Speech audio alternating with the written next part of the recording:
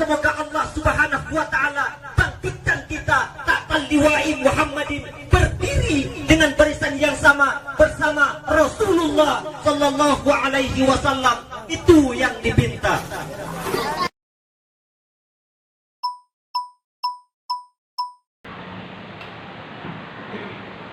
Bismillahirrahmanirrahim. Assalamualaikum warahmatullahi wabarakatuh.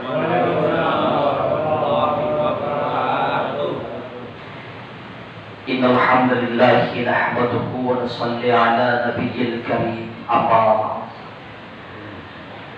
Jamaah Majelis Taklim Al-Hidayah yang saya anggap sebagai orang tua dan guru-guru saya semuanya, yang insya Allah mudah-mudahan dengan sabab musabab berkumpulnya kita di sini ini menjadi sebab turunnya rahmat, dan ini menjadi sebab Allah Subhanahu wa taala hindarkan kita dari segala mara bahaya. Allah berikan kita kesehatan, wabil khusus Allah hindarkan kita dari wabah pandemi COVID-19 ini. Dan tadi saya dengar masih banyak dari sahabat-sahabat kita, orang tua kita yang masih sakit saat ini. Semoga Allah segera angkat penyakitnya. Kemarin majelis taklim kita baru memperingati santunan yatim. Ini sesuatu hal yang dimana-mana banyak orang yang melakukannya. Maka semoga yang mengeluarkan hartanya, tenaganya, Allah balas dengan berlimpah-limpah. Di zaman Rasulullah Shallallahu Alaihi Wasallam ada dua sahabat yang sangat dekat, Abu Lubabah dan Abu Dahdah. Abu Lubabah ini punya satu pohon kurma. Pohon kurmanya ini condong pas di atas rumahnya dua anak yatim. Jadi tinggallah dua anak yatim adik kakak yang masih kecil, yang tidak bisa makan kecuali ada orang yang memberikan makanan kepadanya. Anak kecil ini begitu ada kurma yang jatuh, begitu sangat senang, bangga. Kurma ini diambil, dibawa ke rumahnya, dimakan. Diemut-emut itu kurma gantian sama adiknya. Dan memang kurma itu ada beberapa guru yang menyampaikan, kalau ada pohon kita itu condong dan dahan-dahan tangkainya ke jalan, itu boleh orang lain ambil. Tapi kalau saya tetap jangan seperti begitu-gitu. Kecuali kalau kita punya pohon masuk ke tanah orang lain, ke pengerangan rumah orang lain, ada basa-basinya. Kalau ada buahnya silakan diambil. Ini condong di rumahnya anak yatim, setiap ada buah yang jatuh masuk di rumahnya anak yatim. Ini anak yatim saking miskinnya nggak punya atap, cuma punya tembok. Atapnya udah nggak ada, kehujanan, panas kepanasan. Ini Abu Lubabah bukan pelit, cuma Abu Lubabah ini juga seorang sahabat yang hidupnya pun miskin. Abu Lubabah lihat begitu ada pohon buah kurma yang jatuh, diambil sama anak yatim, dimakan. Padahal Abu Lubabah juga belum makan. Abu Lubabah datang di hadapan Rasul Sallallahu Alaihi Wasallam. Ya Rasulullah, buah kurmaku ini masuk di rumah anak kecil. Dia tak ngomong kalau itu anak yatim. Setiap ada buah jatuh diambil, dimakan ya Rasulullah. Bahkan dia rebutan sambil bercanda-canda dengan adiknya. Rasul Sallallahu Alaihi Wasallam mendengarkan ini, Rasul pun marah. Rasul langsung datang menghampiri dua anak itu. Belum dilihat rumahnya sama Nabi, ditemui dua ini. Gak mungkin membentak-bentak anak kecil, gak mungkin Rasul. Dipanggil anak kecil ini, wahai anak, kenapa kau mengambil kurma itu bukan milikmu? Apakah kau menanamnya? Anak kecil ini, bukan ya Rasulullah, bukan kami yang menanamnya. Apakah itu milikmu? Bukan ya Rasulullah. Tapi kenapa kau ambil? Apa kata anak kecil ini, ya Rasulullah? Ayahku adalah sahabatmu. Dia mendampingimu dalam beberapa peperangan. Sampai-sampai ayahku wafat di dalam jihad bersama. Rasul kaget mendengarkan ini. Kemudian apa kata Rasulullah? Wahai anakku, apakah kau ini anak yatim? Dia bilang, iya, ya wahai Rasulullah, kami anak yatim, kami gak punya siapa-siapa. Kemudian kata Rasul, di mana kamu tinggal wahai anakku? Apa kata Rasul SAW, anak kecil ini, ya Rasulullah, yang di jauh sana ada gubuk kecil, itu rumahku. Aku gak punya atap. Kemudian kurma yang aku ambil itu batangnya memang ada di atas rumahku. Setiap buahnya jatuh pasti masuk ke dalam rumahku. Rasul Shallallahu Alaihi Wasallam meninggalkan anak kecil ini, meneteskan air mata. Rasul Shallallahu Alaihi Wasallam langsung disamperin Abu Lubabah. Begitu sampai di depan Abu Lubabah, apa kata Rasulullah? Wahai Abu Lubabah, aku sudah menanyakan kepada anak kecil ini, dia seorang anak yatim, gak punya siapa-siapa, gak bisa makan kecuali ada yang memberikan kepadanya. Dan ketika aku tanya kepadanya apa, dia bilang, ya Rasulullah, aku tahu itu bukan milikku, tapi aku anggap dan aku mengira bahwa ada hakku di dalamnya. Kenapa? Aku adalah anak yatim. Kata Rasulullah, wahai Abu Lubabah, wakafkan satu pohon kurmamu itu untuk anak yatim, maka Allah akan balas engkau dengan syurga. Cuma satu pohon, Pak, Insya Allah, tapi dibalas, dan ini keluar dari mulut Rasul Sallallahu Alaihi Wasallam. Abu Lubabah orang miskin juga, mikir-mikir Abu Lubabah, padahal balasannya syurga. Pergi Abu Lubabah, dia bilang, ya Rasul, cuma satu pohon yang saya punya, kalau saya kasih wakafkan ini saya nggak punya apa-apa lagi. Karena sahabat itu prinsipnya satu, menyedekahkan segala sesuatu itu minimal 50% ada bertahan untuknya. Kalau punya uang 100 juta minimal disedekahkan 50 juta tetap ada dalam tabungannya. Itu prinsipnya seperti itu. Coba kita punya tabungan banyak, Pak. Yang punya tabungan 100 juta biasa sudah sedekahin 50 juta. Mikir satu. Kita bawa uang 100 ribu Jumatan aja masuk celengan 5.000 10.000. Ya begitu. Kita juga pengen beribadah dengan harta, cuma kan kita bukan orang-orang, ya Masya Allah, saudara, bukan orang yang dipikir rezeki yang melimpah oleh Allah Subhanahu Wa Taala. Abu Lubabah cuma punya satu pohon kurma. Abu Lubabah nggak mau ngasih, tapi dia punya sahabat Mupi, Abu Dahda. Abu Dahda begitu lihat Abu Lubabah udah pergi dari sisi Rasulullah, Rasul masih sedih tuh, masih nangis. Apa kata Abu Dahda, ya Rasulullah, aku mendengarkan semua obrolanmu bersama sahabatku Abu Lubabah. Seandainya aku yang melakukan itu, wahai Rasulullah, itu pohon kurma aku wakafkan kepada anak yatim, apakah aku masih mendapatkan pahala hadiah syurga? Apa kata Rasulullah Shallallahu Alaihi Wasallam? Masih, wahai Abu Dahda, jika engkau mampu mendapatkan satu pohon kurma itu, kau wakafkan untuk anak yatim itu, maka surga menjadi hadiah untukmu. Ini Abu Dahda ngejar Abu Lubabah. Dikejar sahabatnya Abu Lubabah, ketemu, nego. Kata Abu Dahda, Abu Lubabah, kamu tahu gak kebun kurmaku di kota Madinah? Kata Abu Lubabah, siapa yang gak kenal kurma, wahai sahabatku Abu Dahda? Kamu ini punya kebun kurma yang sangat luas, yang sangat subur, buahnya besar-besar, manis, yang awet, bisa tahan lama. Kemudian ada 600 pohon.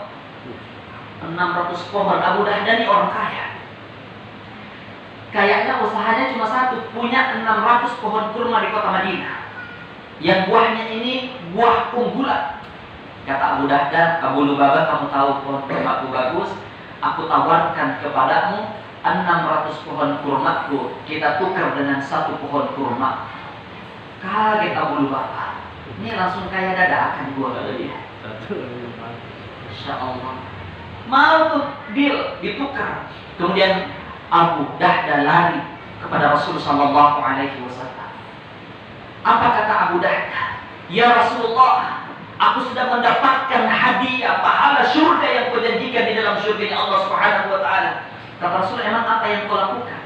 Kata Abu Dahda, aku sudah memiliki satu pohon kurma yang ada di atas rumah anak yatim itu, dan aku wakafkan untuknya. Maka Rasul mulai tersenyum. Apa kata Rasulullah Sallallahu Alaihi Wasallam? Wahai sahabatku Abu Dahda, surga sudah menanti dirimu. Cuma satu pohon kurma, kita walaupun ngeluarin berapa kemarin, 50 ribu ya, mudah-mudahan surga juga menanti untuk semua. Apa yang dilakukan oleh Abu Dahda? Dia langsung tanya di mana alamat anak yatim itu, disamperin sama dia. Dia bilang, wahai anakku, kurma ini menjadi milikmu. Kemudian dia datang. Abu Dahdah belum selesai. Dia datang sama sahabatnya Abu Lubabah yang sudah ditukarkan dengan pohon kurmanya yang 600. Begitu sampai di kebun kurmanya di kota Madinah yang ada 600 pohon, di sana itu, di tengah-tengah kebun kurma 600 pohon itu, dia punya gubuk. Gubuknya itu 2 tingkat, cantik. Di sekitarnya itu dibuat indah supaya anak-anak Abu Dahdah ini bisa main. Apa kata Abu Dahdah? Senyum dia sama istri anak-anaknya. Wahai anakku, keluar kamu dari tempat main ini. Ini bukan lagi milikmu. Wahai istriku, hentikan kau dari mengambil, memungut buah-buah kurma yang jatuh itu. Karena buah kurma itu dan pohon kurma ini bukan lagi milik kita. Kemudian kata istrinya, wahai suamiku, apa yang kau lakukan? Kau menjualnya. Apa kata Abu Dahdah? Aku tukarkan dengan satu pohon kurma milik Abu Lubabah, kemudian aku wakafkan untuk seorang anak yatim, dan kata Rasulullah SAW, Allah akan balas dengan surga. Apa kata istrinya, wahai suamiku, apakah benar itu keluar dari lisan Rasulullah? Apa kata Abu Dahdah? Benar wahai istriku. Apa kata istri seorang wanita yang saleh? Wahai suamiku, itulah harta kita yang sesungguhnya. Aku bahagia wahai suamiku, engkau terpilih menjadi orang yang saleh. Insyaallah. Itu enggak ngamuk-ngamuk. Coba kita punya rumah, nih Pak Isan tiba-tiba besok mewakafkan rumahnya buat jadi rumah tahfiz. Ngamuk istri. Kenapa? Istri kita bukan seperti istrinya para sahabat. Bahkan saya punya guru, pulang ceramah, mobil lecet-lecet, itu dimarah-marahin sama istri. Minta ganti rugi nggak mau. Iya, Allah. Jadi banyak senjanya, banyak pengalaman. Luar biasa. Itu para sahabat. Makanya kita minggu lalu kita masih membahas sedikit Abdurrahman bin Auf. Abdurrahman bin Auf itu Pak, setiap dagang, kemarin kita cerita beli kurma busuk, pengen jadi orang miskin. Tapi ternyata Allah ganti 3 kali lipat. Insya Allah. Abdurrahman bin Auf ini dagang. Setiap dapat keuntungan yang dia lakukan apa? Beli onta. Beli onta yang di atasnya itu ada tempat untuk menyimpan sembako. Kalau kita motor sekarang tuh di sampingnya kiri kanan ada buat nyimpan barang-barang. Beli terus tuh, beli onta, dikasih sembako. Setiap dapat keuntungan. Begitu banyak onta yang dibeli, sampai ada yang mengatakan itu kota Madinah dulu pernah macet, mungkin seperti Jakarta. Macet karena saking banyaknya onta yang dibeli oleh Abdurrahman bin Auf dan tidak ada peperangan. Jadi itu onta banyak gak ada yang ambil. Diumumkan oleh para karyawannya, oleh Abdurrahman bin Auf. Apa dia bilang? Wahai seluruh penduduk kota Madinah, ambillah sesukamu apa yang kau butuhkan, onta-ontanya dan sembako-sembakonya, terserah berapapun kau pengen ambil sesukamu. Sampai-sampai kata penduduk kota Madinah di zaman Abdurrahman bin Auf itu, kami itu menganggap milik Abdurrahman bin Auf itu adalah milik kami. Harta yang dia punya juga harta kami. Kenapa? Setiap ada datang orang yang minta, pasti dikasih. Mau minjem, gak usah dipinjem, dikasih. Orang ngeluh punya hutang, dilunasin. Berapa hutangmu? 50 juta, dikasih 100 juta. Siapa yang gak senang dengan umat Islam yang begini? Insya Allah. Makanya lihat, ketika ini akhlak umat Islam yang membuat orang-orang non-muslim itu jatuh cinta. Ali karramallahu wajhah lagi jalan tanpa pengawal sendirian. Ali melihat di rumah seorang Yahudi ada baju perangnya Ali karramallahu wajhah. Kemudian Ali naik ketuk pintu. Apa kata Ali? Tuan mohon maaf, baju perang ini milikku. Apa kata orang Yahudi? Wahai Ali, sahabat Rasulullah, ini aku gantung dan jemur di rumahku, berarti baju ini adalah rumahku. Apa kata Ali? Kita ke pengadilan kalau begitu, karena saya tahu ini bajuku ada tandanya 1, 2, 3 tembelannya, ini dijahit oleh istriku. Ini orang Yahudi udah mulai mikir, ini satu yang membuat dia masuk Islam. ini udah pasti miliknya Ali karramallahu wajhah. Dia punya tanda-tandanya dan itu memang miliknya. Tapi dia mengejakku ke pengadilan. Seandainya dia ingin membunuhku, dia seorang panglima perang, dia punya kekuatan. Tapi ke pengadilan, begitu sampai di pengadilan, lihat apa yang dilakukan. Yang pengadilan seorang itu Shuraik, seorang hakim yang sangat terkenal, adilnya, yang nunjuk Umar bin Khattab dan Ali karramallahu wajhah. Begitu datang ke sana antri, Ali sahabat Rasul pun ikut antri di saat itu. Coba kita, orang kaya diprioritaskan, pejabat diprioritaskan. Ini sahabat Rasul dan menantu Rasul sallallahu alaihi wasallam yang mendapatkan gelar Dzun-Nurain, yang memiliki dua cahaya karena menikahi dua putri Rasul sallallahu alaihi wasallam. Lihat tuh, ini Masya Allah, seorang Ali karramallahu wajhah saja sahabat Rasul ikut antri dengan orang-orang yang punya bermasalah lainnya. Bahkan Ali ketika sudah melapor saya ingin mencari keadilan, dia ke belakang berdiri di barisan yang paling belakang. Dan di saat itu nggak ada yang menghormati Ali, biasa saja. Karena kalau kita baca sejarahnya Ali karramallahu wajhah, itu kalau ke pasar lihat orang ngangkat barang dibantuin sama dia. Jadi orang udah biasa sama dia. Makanya kalau pengen jadi ustadz dihormati itu gampang. Jangan keluar rumah, sekalinya keluar ceramah, jadi imam, nggak bercanda, dihargai dengan orang. Jangan bercanda-canda. Kalau sekarang kan ustadz udah mulai nyanda, ustadz udah bercanda-canda sama kita keluar. Tapi itu yang seru ajib tuh. Kayak ustadz sekarang jadi anak-anak motor semua, touring kemana-mana dakwah. Tapi seru. Gak ada, kena Ali setiap hari memang bergabung dengan masyarakat biasa. Begitu berada di dalam pengadilan, ditanya sama hakim, wahai Ali, kenapa engkau mengaku bahwa itu adalah baju perang? Apa kata Ali? Wahai hakim, saya tahu itu baju perangku karena ada tandanya ini dan ini. Kemudian kata hakim, apakah kau punya saksi yang tahu bahwa itu benar-benar adalah milikku? Kata Ali, istriku dan anakku Hasan dan Husain. Apa kata hakim? Syarat, apakah engkau tahu kau yang membuat aturan saat ini, wahai Ali karramallahu wajhah? Untuk menjadi saksi itu dua laki-laki. Anakmu Hasan dan Husain tidak bisa menjadi saksi karena dia anakmu. Pasti dia ada berada di sisimu dan akan membelamu.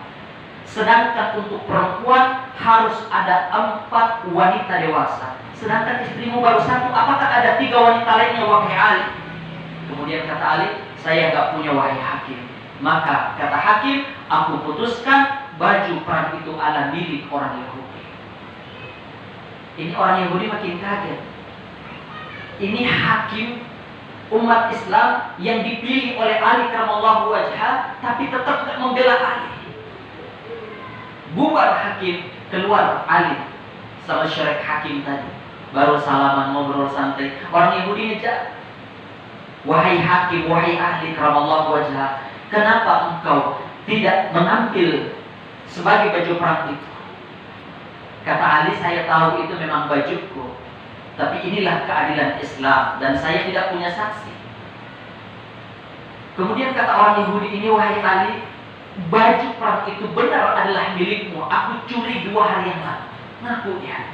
Emang punyamu, wahai Ali.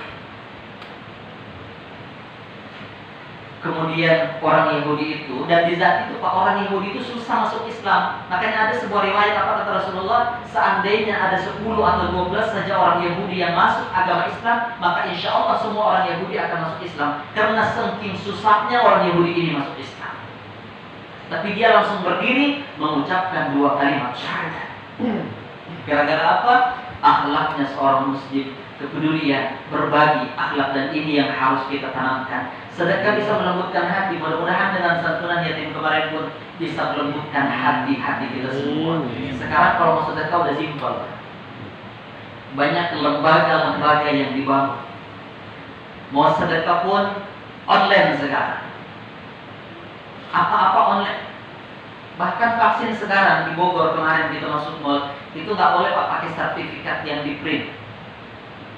Di sana kita harus download aplikasi Peduli Lindungi. Kemudian kita harus scan. Bukan dia yang scan sertifikat yang kita download, tapi kita yang scan. Dia disediakan barcode di sana. Masya Allah, ini kan teknologi dahsyat. Check out pun harus scan lagi. Ajib juga. Padahal saya lihat Pak Dedi bikin kartu vaksin sempat mau bikin tuh. Bikin juga lah, tunggu vaksin berdua. 10.000 Insya Allah. Tapi nggak dipakai ternyata di Kota Nisbah. Udah nggak jadi gitu. Insya Allah. Besok Pak Romli mau vaksin, semoga diberi kemudahan. Kemarin mau vaksin tinggi darah Pak. Saya vaksin